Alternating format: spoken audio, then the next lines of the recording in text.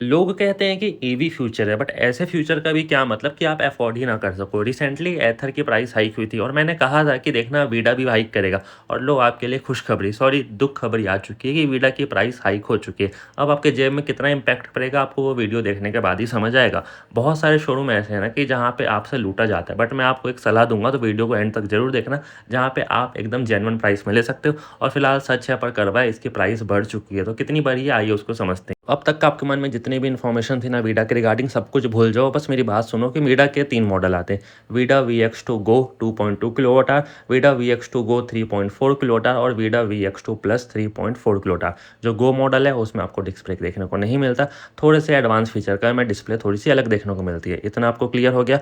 गो दोनों model same है, but उसमें बैटरी का साइज बढ़ गया है, एक में 2.2 है, एक में 3.4 है। तो जो इनका सबसे एंट्री लेवल मॉडल है ना, वीडा VX2 गो 2.2 किलोवाट आवर, वो पहले कभी 75,000 की एक शोरूम में था, कभी 85,000 के एक शोरूम में था, बट करेंटली वो 99,000 के एक शोरूम पे आ चुका है। ठीक है। और वहीं अगर आप बात करते हो वीडा VX2 गो की, तो भैया 3.4 किलोवाट आवर की मैं बात कर रहा हूँ, तो उसकी प्राइस अब हो चुकी है 1,20,000 एक शोरूम।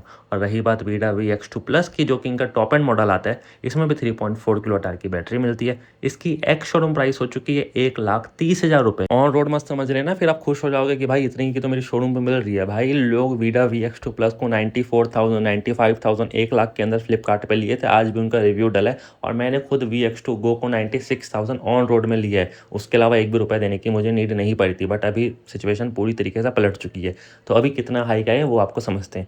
अब इसमें आपको 5,000 का PME ड्राइव डिस्काउंट मिलेगा। सपोज एग्जाम्पल, अगर आप वीडा VX2 प्लस लेते हो जिसकी एक्स शोरूम प्राइस है 1,30,000 रुपये, उसमें PME ड्राइव माइनस हो जाएगी 5,000 रुपये। बट कब तक का?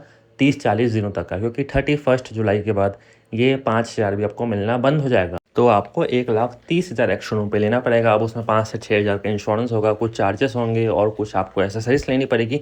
तो आपकी गाड़ी की जो फाइनल कॉस्ट आएगी 1,45,000, यानी कि आप 1.5 लाख रुपये मांग के चल सकते हो। बहुत लोग लेमिनेशन भी कराते हैं, वो सब आपका काम है।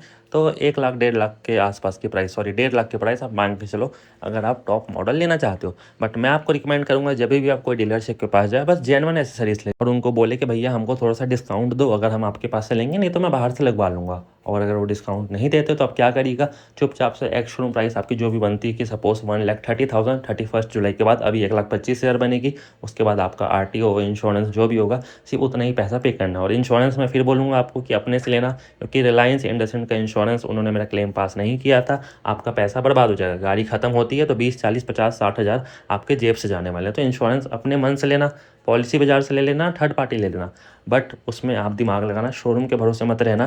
क्योंकि मेरी शोरूम क्या, कोई भी शोरूम हाथ झाड़ देगी, उनके पास इतना टाइम नहीं है, उनका प्रॉफिट होता है तो वो आपको इंश्योरेंस दिलवा देती है। तो ये आपके हाथ में रहता है, उनके हाथ में सिर्फ एक शोरूम है और रोड टैक्स है, उसके अलावा कुछ भी नहीं है। अब इसमें जो स्टेट सब्सिडी है मुझे तो अब तक नहीं मिली है, 1 साल होने वाला गाड़ी को। तो कई स्टेट में सब्सिडी मिलती है, कहीं पे बोला जाता है अवेलेबल है, पर वहाँ पे नहीं रहती है। तो ये सब चीज़ें आपको पता करनी पड़ेगी, अपने नियरेस्ट RTO जाना पड़ेगा और वहाँ पूछना पड़ेगा क्या यहाँ EV व्हीकल पे सब्सिडी हमको मिलती है, हाँ या ना। उसके बाद ही आपको डिस्काउंट का पता चलेगा। अदरवाइज़ कोई डीलरशिप में थोड़े बहुत 5-6 हज़ार के डिस्काउंट मिल जाते हैं, तो आपको अपने नियरेस्ट डीलरशिप जाके पता करना पड़ेगा कि आपके यहाँ क्या डिस्काउंट चल रहा है।